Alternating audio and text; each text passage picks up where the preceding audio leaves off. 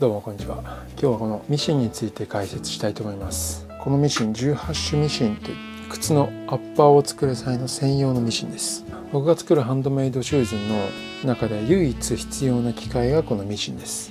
今までずっと動画で使ってきたんですけど、詳しく解説したことがなかったので、どういう使い方をしているのか、どういう設定ができるのかみたいなところを実際に革を縫って見本を見せながら解説していきます。この18種ミシンの何といっても特徴は、普通のミシンと逆であることですね。普通ミシンっていうのはこの回す部分が右手側にあって、このボディも右側にあるんですよね。でもこの18種ミシンっていうのは逆になってます。でこの18種っていうのはどうやら型式というか、この形の名前を表しているみたいで、この逆側についている普通のミシンが17種で、ここが腕ミシンになってないやつを16種とかって呼ぶらしくて、型の名前みたいですね。この18種っていうのは靴専用に靴職人のために作られた型のようです。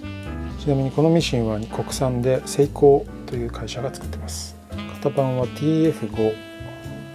これは中古で買ったんでいつのものかよくわかんないですけど、かなり古いと思います。2、30年前のものだとは思います。18種ミシンのこの形っていうのは100年ぐらい前から同じらしいですね。でなんで逆になってるかって話なんですけど、この18種腕ミシンになってますよね。なのでこれ立体物を縫えます。特に靴の立体になってる時ってこうなってる方が縫いやすいところがあって、分かりやすいのが靴のアッパーあるじゃないですか。これのこのトップラインを縫う時、この18種のいいところはこっちに支えがあるので、こうやってアッパーが乗るんですよね。ミシンの腕にアッパーを通しながらこうやって縫っていけるというね。こう皮を重ね合わせて際ばっかり縫うっていうことを考えると、おそらくこっちの反対側にある方がいいんじゃないかな。でもこうやって、靴で縫いやすい形状でもあるんですけど、逆にこれが邪魔して縫いにくい場合もあるんですよ。靴でもこっちに反対側にあってほしいなっていう時結構あって、そういう時はなんとか縫うんですけど、靴専用といえど結構やりにくい時あります。で今18種ミシンっていうのは靴製造の主流ではなくて、ポストミシンっていう腕じゃなくて、この縫う場所がこういうふうに立ち上がってるもので、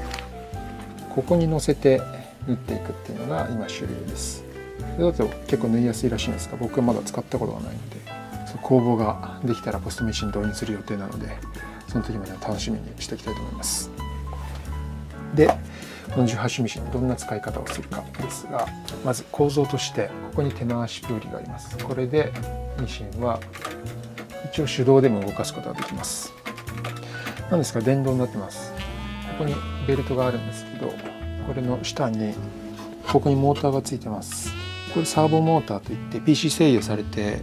変速が無段階で調整できるモーターです。もともとクラッチモーターっていうもっとでっかいのがついてたんですけど、ちょっと僕はそれが扱えなくて、このサーボモーターに交換しました。なんか中国製の安いやつを使います。でここでスイッチがあります。ここで今500って出てますけど、これスピードですね。いろいろ設定するとこのスピードのマックス値をコントロールできます。でこれを回すスイッチは足です。ペダルですね。これを踏み込むとミシンが回ります。でこの足の踏み加減によってこれが一番ゆっくり、こういう感じでスピードの調整できます。でこのミシン、このメカ部分がむき出しになってて、この部分の動きがなんと魅力的なんですけど、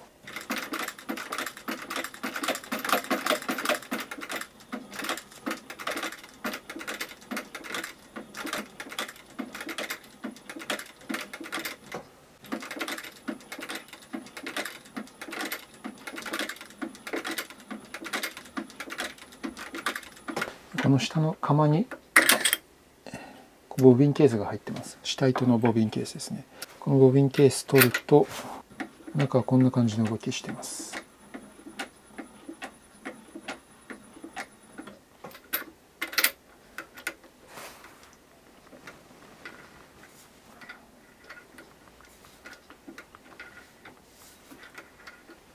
でこの中に入ってたボビンというのはこれは普通のミシンでもあるやつですけど、ここに下糸を巻いて使ってます。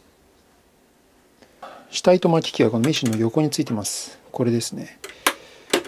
これちょっと巻きますか。ここにボビンを装着して、ここに糸があります。これを僕のやり方ちょっと普通と違うんですけど、ちょっとここ1回転させて、糸の押さえですね、ここにまず通して、本当は1回転させなくていいと思うんですけど、これを1回転させた方が調子がいいんですよ。でこのボビンに糸巻きつけて、でこれでグッと押すんですね。そうするとここのベルトに車が接するので、ペダルを、そうするとボビン巻き始めますよね。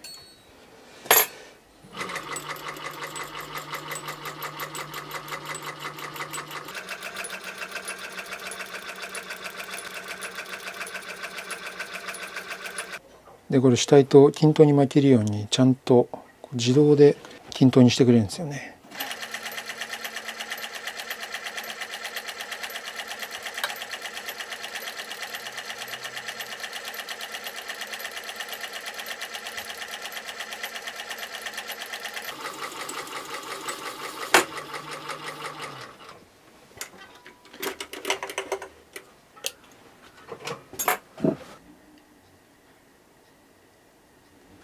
で今巻いた下糸を入れます。このボビンケース開くんですよね。でここに今の下糸巻いたボビン入れて閉じます。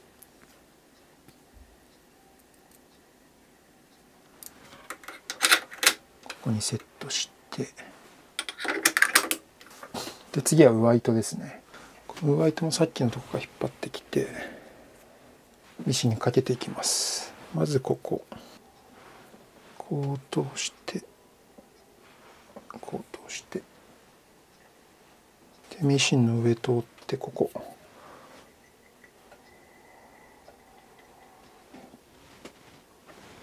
う通して引っ掛けてここに通して引っ掛けて引っ掛けるという感じですね。123456789箇所に引っ掛けるんですね。糸が通るとこんな感じになります。で最後針の穴に引っ掛けるんですけど、引っ掛けるというか通します。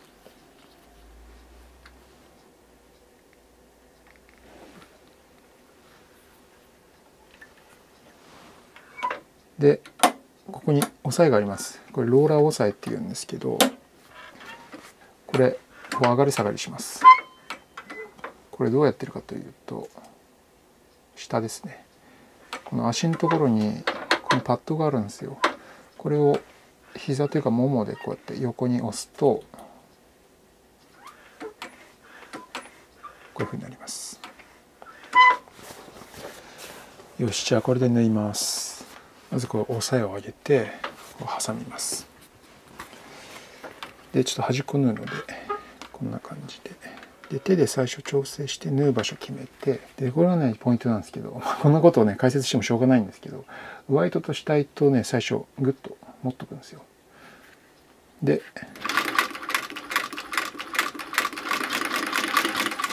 こんな感じで縫います。切るときは引っ張って切ると、挟んでこれで調整して刺す。でね、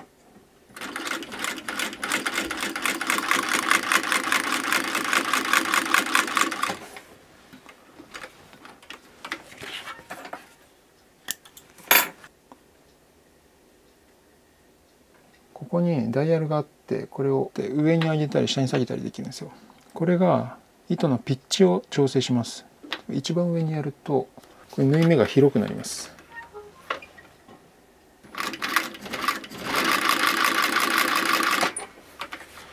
めちゃめちゃ広い。こんな感じで広くなります。で逆に一番下に下げると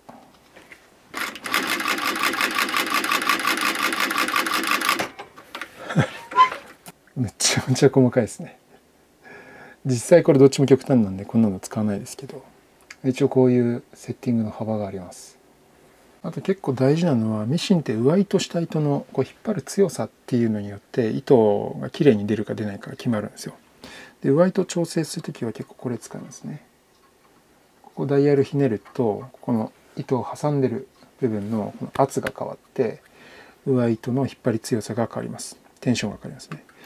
で下は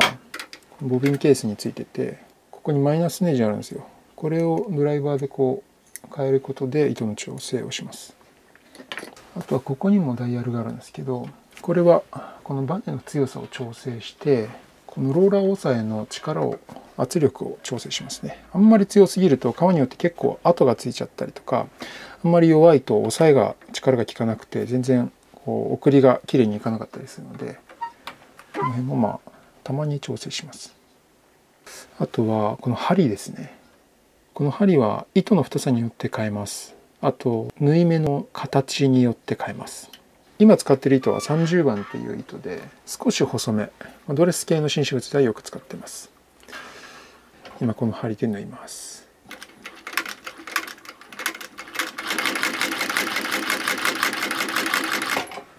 この針は少し糸目が斜めになる針です。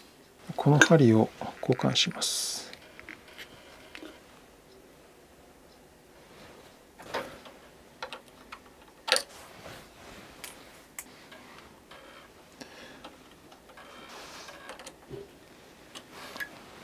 今度は少し糸目がまっすぐめになる針をつけました。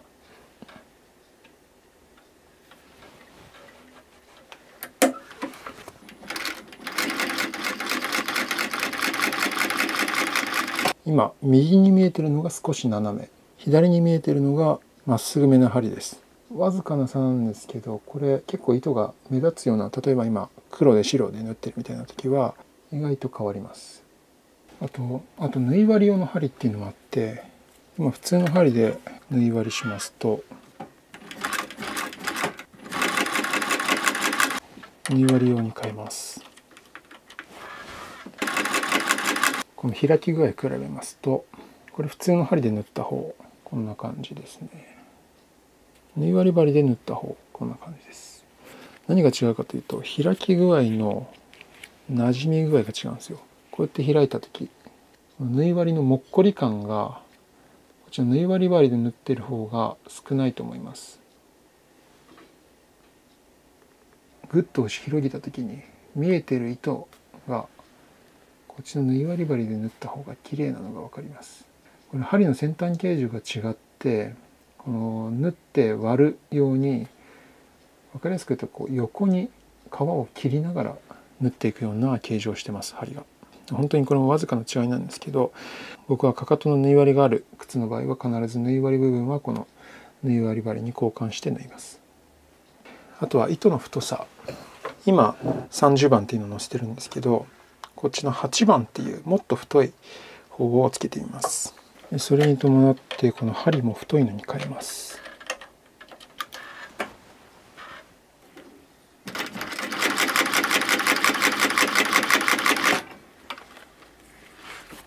はい、これの今一番左側が今縫った太い糸です。これだいぶ違うの分かりますかね。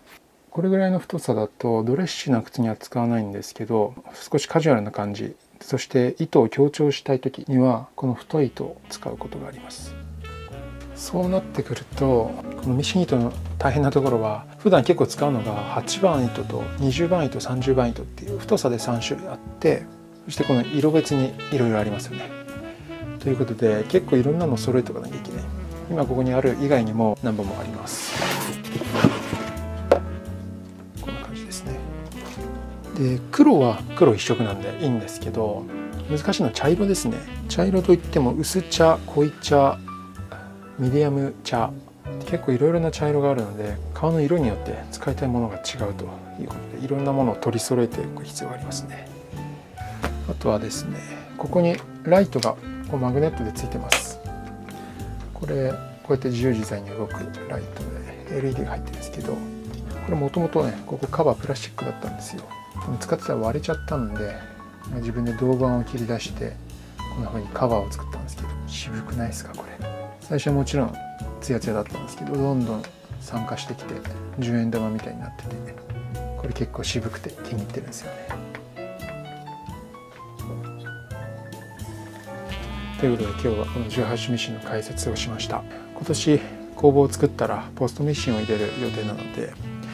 このミシンの活躍回数も減るとは思いますが、でもポストミシンが出てきた今でもやっぱり18種ミシンの方がいい、縫い目が良かったりとか、あとテンションが良かったりっていうので使ってる職人の方もいるようなので、ちょっと僕のねポストミシンを使ってみて、もう得意不得意みたいなのを知って使い分けができたらかっこいいなと思ってます。まあ縫いやすさ、使いやすさという観点でポストミシン1本になるかもしれないですけど、またポストミシンを使って慣れてきたらこんな風に動画にしてみようかなと思います。それではまた。